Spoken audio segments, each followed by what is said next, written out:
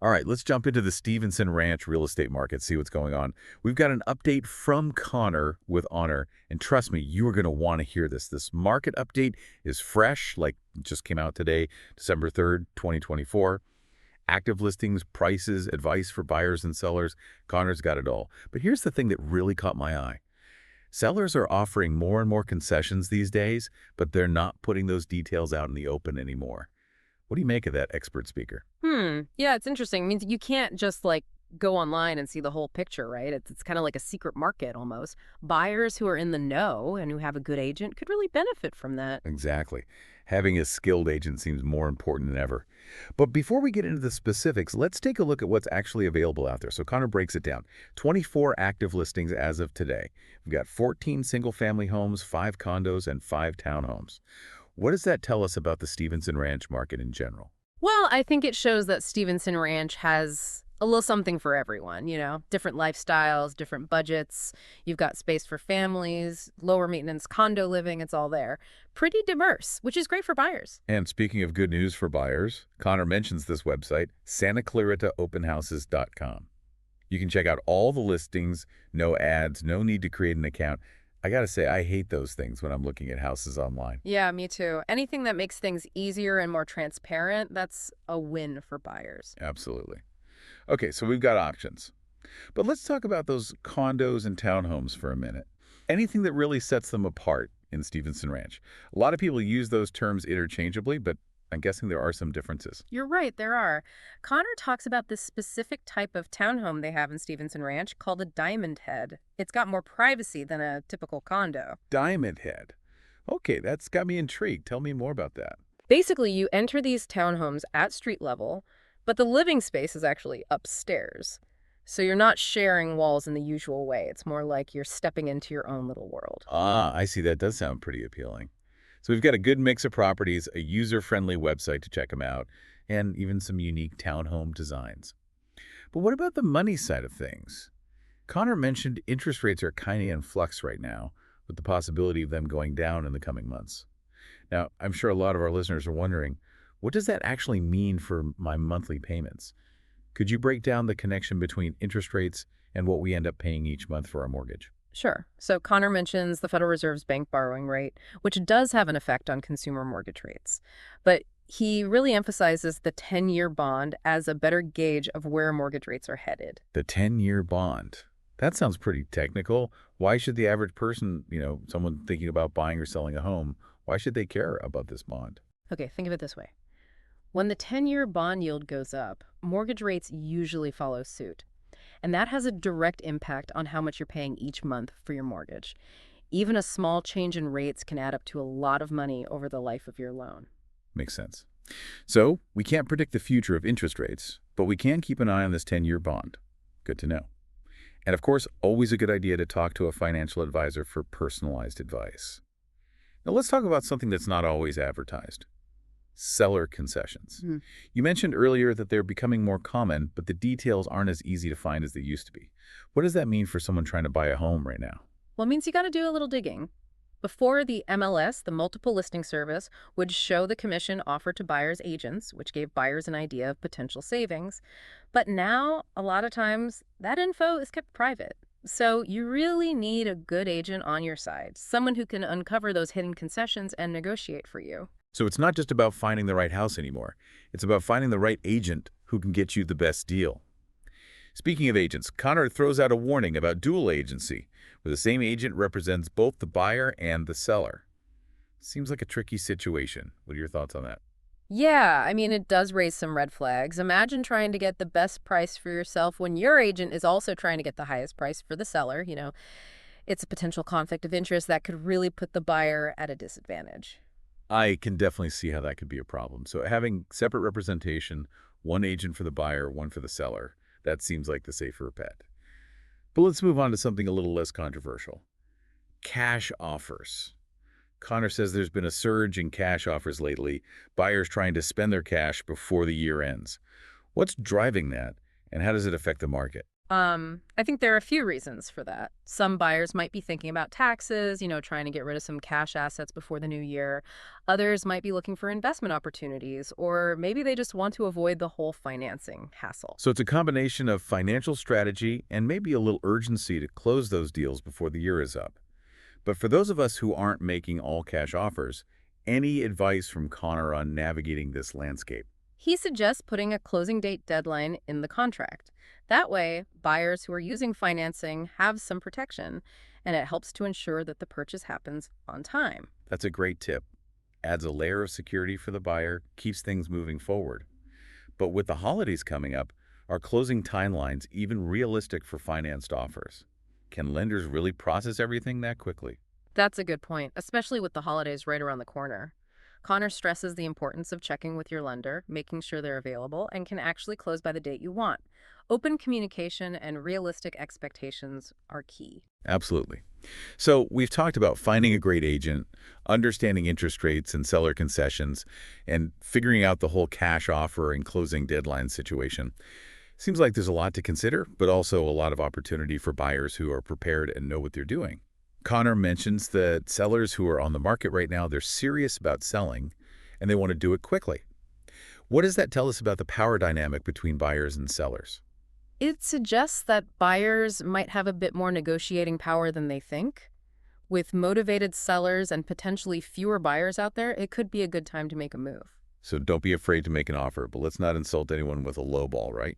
Right. Connor advises against that. Instead, he recommends making well-supported offers based on recent comparable sales, what they call comps. Comps. Can you explain that term for our listeners who might not be familiar with real estate lingo? Sure. Comps are basically recent sales of similar properties in the same area. They provide a data-driven justification for your offer price and show the seller that you've actually done your homework. So data is your friend in this market.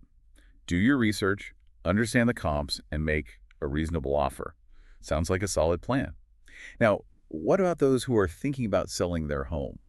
What should they be thinking about in this dynamic market? Connor suggests that they really consider the current market conditions and understand that there could be more competition down the line. Yeah, that's a really important point. Timing is everything in real estate. If you're serious about selling right now, you need to be realistic about your pricing, and understand that buyers might have a little more leverage in this market. It sounds like a lot of sellers are really eager to make a deal. But selling a home, it's not just about numbers and deadlines, right? It can be a pretty emotional experience. Oh, absolutely. You're not just selling a house, you're selling a place where you've, maybe raised your family, built memories. It's natural for emotions to run high, I bet. So how can sellers handle those emotions, and make good decisions in a market like this? That's where a good agent can really come in handy. They can help you separate the emotional stuff from the practical stuff, like pricing and negotiating. So it's almost like having a therapist, but for real estate. Someone to keep you grounded and focused on your goals. Exactly. And it's not just sellers who need that. Buyers can get caught up in the excitement too. Suddenly, that fixer-upper with the leaky roof seems like a dream project. Oh, I've totally been there. Yeah. It's so easy to fall in love with potential and forget about the practical side of things. Right. That's why it's so important for buyers to have a clear list of must-haves and deal breakers, a budget they can stick to, and an objective voice, like their agent, to keep them on track. So whether you're buying or selling, having that trusted advisor by your side is key. Speaking of resources, Connor mentioned that he's putting together a vendor list for his book. What kind of vendors are we talking about, and why would that be helpful for someone buying or selling in Stevenson Ranch? That's a great resource to have. He's probably putting together a list of professionals he trusts, people who can help throughout the whole process. Mortgage lenders, home inspectors, contractors, maybe even interior designers. Having those contacts readily available can save you a ton of time and stress. Like a one-stop shop for everything real estate. Exactly. It streamlines the process, and, you're working with reputable people. Connor has already vetted. Big stress reliever, especially for first-time buyers or sellers. Because buying or selling a home is stressful enough as it is. Okay, so we've talked about the emotional side of things, the importance of finding a great agent, and even some helpful resources like Connor's vendor list. But let's circle back to interest rates for a second. Connor said they're pretty stable right now, but hinted at some potential drops in the coming months. You talked earlier about the 10-year bond being a good indicator. What are economists saying about the bond market and how it could affect mortgage rates? Well, there's a lot of back and forth right now, but some economists are predicting that the 10-year bond yield could go down a little in the near future, which could lead to a slight dip in mortgage rates. But, predicting interest rates is kind of a guessing game. So no guarantees, but there's at least a possibility of some relief for buyers who are hoping for lower monthly payments. Even a small decrease in rates can make a big difference over the life of a loan, right? Absolutely. Definitely something to keep an eye on. Okay, so we've covered a lot. The numbers, the emotions, the resources, even some whispers about the future of interest rates. Let's get to the bottom line. What's the main takeaway for buyers and sellers in Stevenson Ranch right now? I think the key takeaway is that this market has something to offer both buyers and sellers. For buyers, the current situation could really work in their favor if they're prepared and ready to act. They might have more negotiating power than they realize. So don't be afraid to make an offer, but make it a smart one. Do your research, understand those comps, and get yourself a good agent who can walk you through everything. And for sellers, it's important to understand that the market is changing. If you really want to sell now, you got to be realistic about your pricing and be prepared to move quickly. Timing is everything in this market. Before we finish this part of our deep dive, I want to touch on something Connor said that really stood out to me.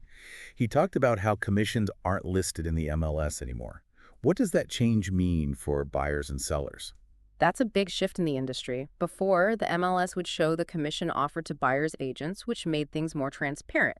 Now, that information is often hidden, so it's harder for buyers to compare different agents. So it's even more important to really vet those potential agents and understand how they charge their fees. Absolutely. Buyers should be asking questions, about the agent's experience, their negotiation skills, how they work for their clients. It's about finding the right fit, building that trust. Sounds like finding the right agent is more important than ever. Someone who can really fight for you and understand all this stuff.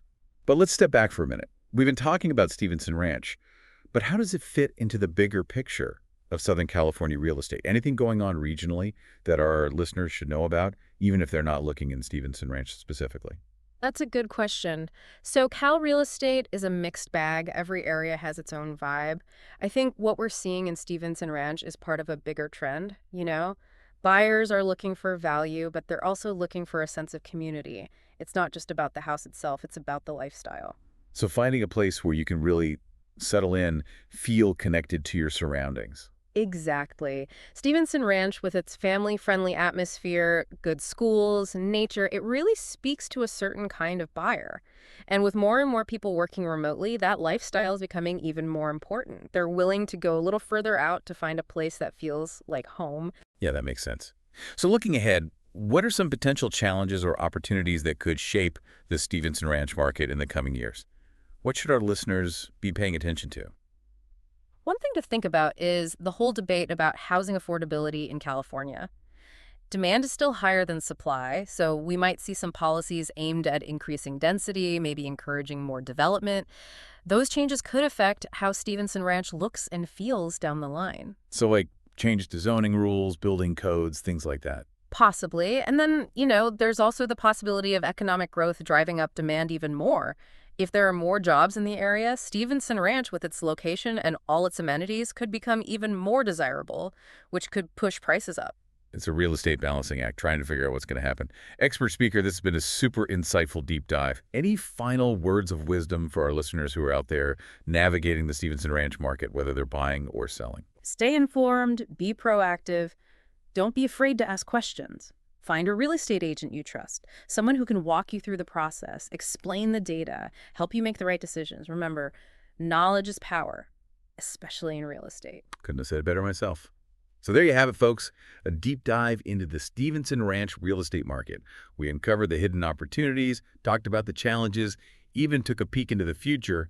Now it's your turn to get out there. Head over to SantaClaritaOpenHouses.com to check out some listings, connect with a local expert like Connor, and remember, knowledge is power when it comes to real estate. Thanks for joining us on this deep dive. Until next time, happy house hunting.